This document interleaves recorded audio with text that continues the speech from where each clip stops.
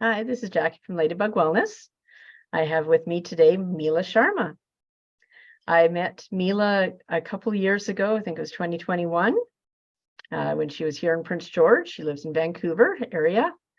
And we ended up working together a little bit. And she kind of alluded a little bit to writing her story, and she did. So that's why I brought her on today. She wrote a book called Love and Trauma, Memoir of a Little Girl Who Grew Up. Would you like to tell us about your journey and how you came to writing a book and a little bit about your book? I guess so. So maybe we'll start off with the journey first. So I grew up in Prince George, ironically, and then I came back to Prince George later on to meet Jackie. Who knew it would go into a full circle like that? But basically, I am a survivor of abuse, physical, mental, emotional, and sexual abuse.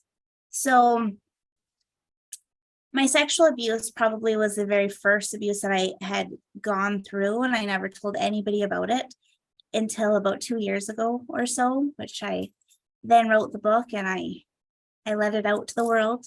My journey and my process of writing Love and Trauma, Memoir of a Small Girl Who Grew Up. It's basically my life story of a little girl, how I grew up, went through all of these abuses, and how it shaped my life in so many ways, and things I didn't even know about myself that I had to learn and realize about. So I guess in a sense, it's 34 years of learning, trials and tribulations. And it's also what I've learned in self-help books and just like tidbits of what worked for me in my own healing and what didn't work, and just going from there. So it's a memoir of my own story as well as a teaching memoir. So it's meant to share a story that can basically help anyone on their journey. Well, you've got extra knowledge because you're a registered nurse as well. I am. Yeah. I am. Completely different area of expertise.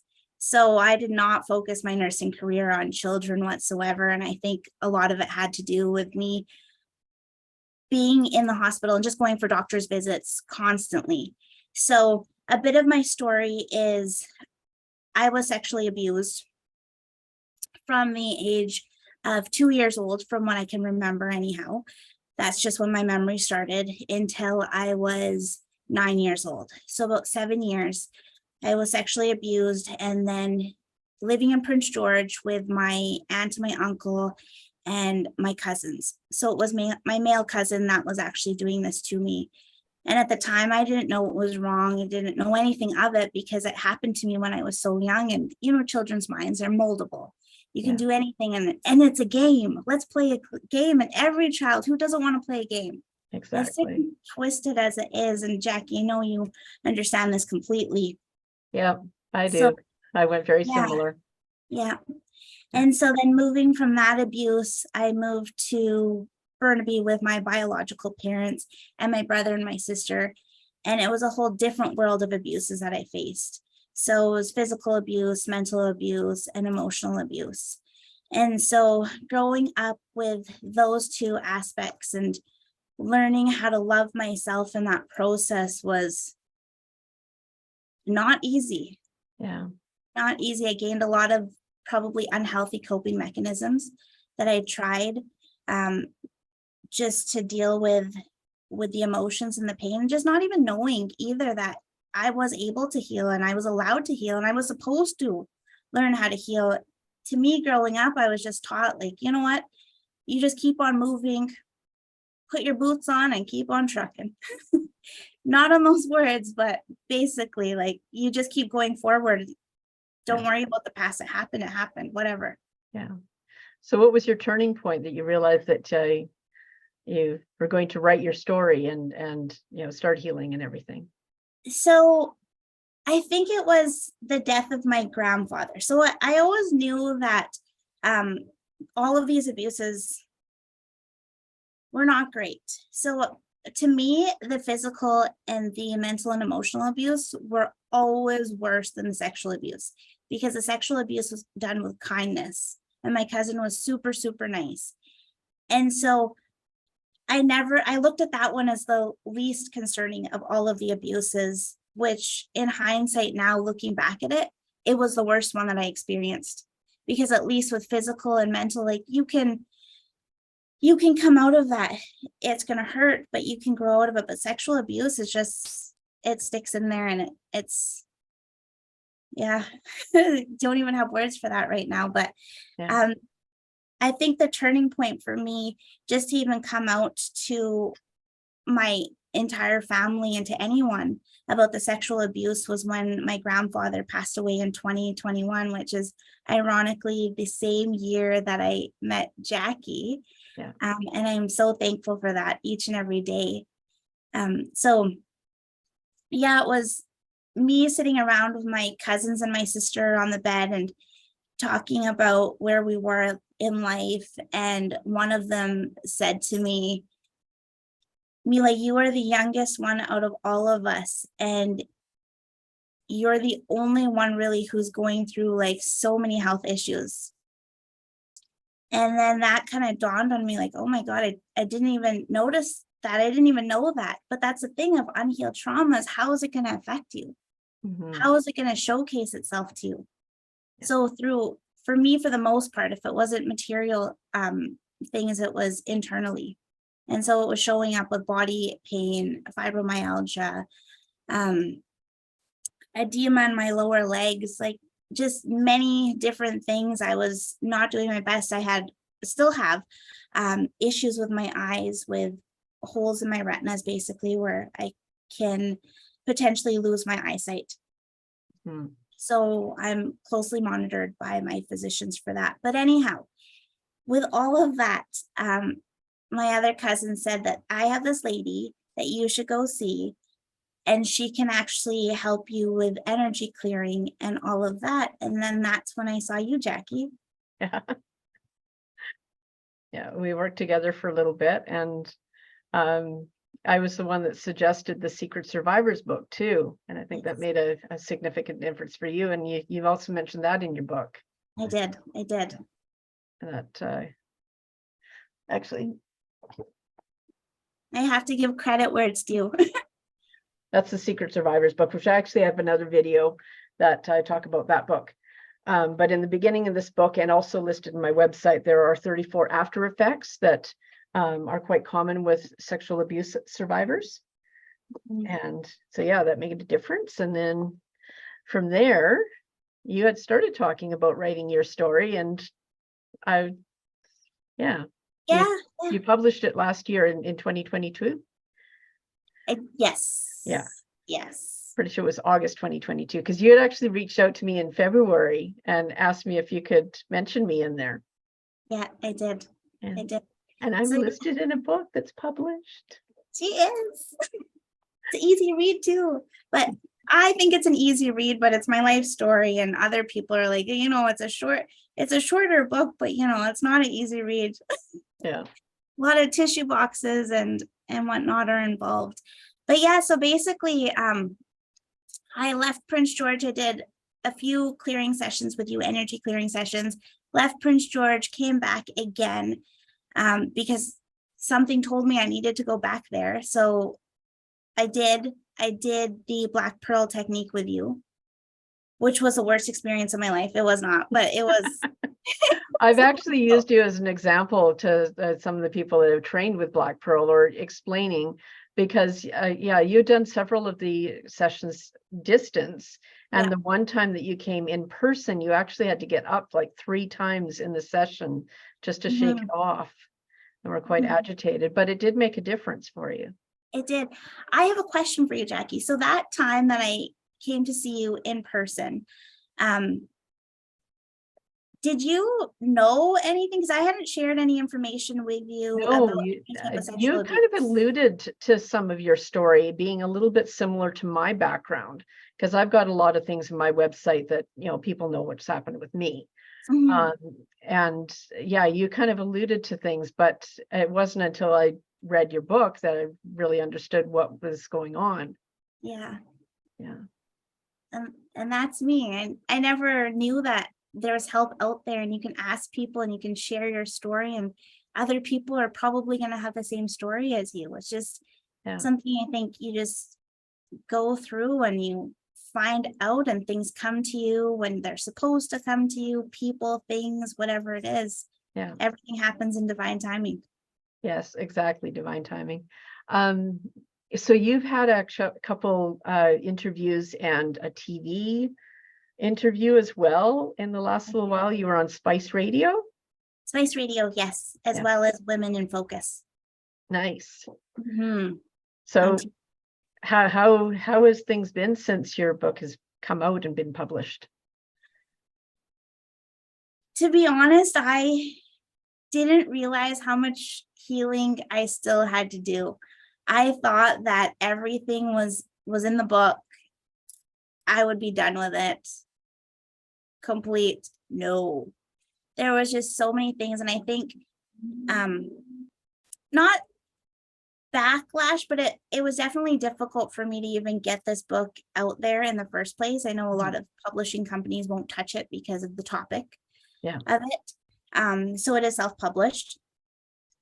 And just even family too, like this same situation with the sexual abuse happened to my brother as well. And I think this was just a realization for everybody that, hey, it happened to the younger sister too, and she's finally coming out about it. Yeah. But it's still one of those things, is because my brother and my parents handled his situation much differently than how I wanted to go about handling mine. And part of it is because I saw all that, all of the anger and the backlash and all of that I didn't want to go through that. Like, that's another reason why I didn't want to even share my story with anybody. It is hard to put our stories out there, but I know that for myself, when like I had a contentious relationship with my father, and you'll find that in my website as well, that it was a couple weeks before he passed away that we had quite a blow up, and it was on social media, and a lot of people got to see it. But I got so many messages after that of people reaching out and telling me, thank you for sharing this. It's given some other people, a voice, or the strength to have their own voice.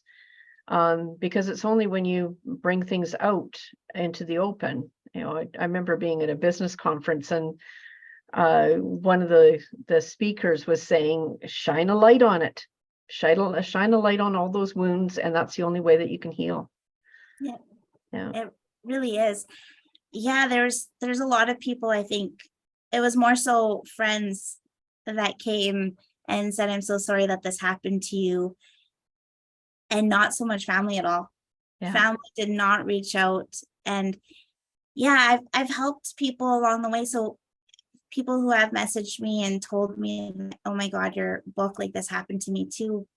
And again, that's the thing, is like, you think you're alone. Once it's happened to you, you isolate yourself. You don't want to talk to anybody about it. So, and that's, I think, for us to go through our traumas and to be able to share it with everyone, it happens for a reason. And that's maybe our gift, if you want to look at it as a gift. I've turned my life around to be a gift. Exactly. It's my gift. There's things that you go through when you go through trauma that you would never learn in the human experience otherwise. And then when you are able to find a way to heal from that, it's your turn to show others. Yeah, definitely. Yeah. So I'm glad that we were both able to find the light and share it. Yes. And divine timing. And divine timing. It takes time. I know, and I tried to expedite my healing so many times, but it didn't work. It was finally after I completely gave up alcohol that I actually was able to confront all of my demons and everything that I had faced. And you don't realize how dependent you are on things until something else happens, and you're like, you know what? Like, I was having major health issues with my eyes that I was like, I'm not drinking alcohol anymore. Like, I need to stop. There's something that's happening to me internally that I'm not releasing, that this keeps happening to me. Yeah. And it's really a sense of self-empowerment when you can actually, give up the things that are holding you down, and life just takes a wonderful turn after that. It definitely does. 2.5 years sober, and I'm loving it. And you're looking great, very Thank you. radiant. Thank you. Very empowered. Thank you. So you asked so many times, like, how was the process of writing this book? I'm sorry, Jackie.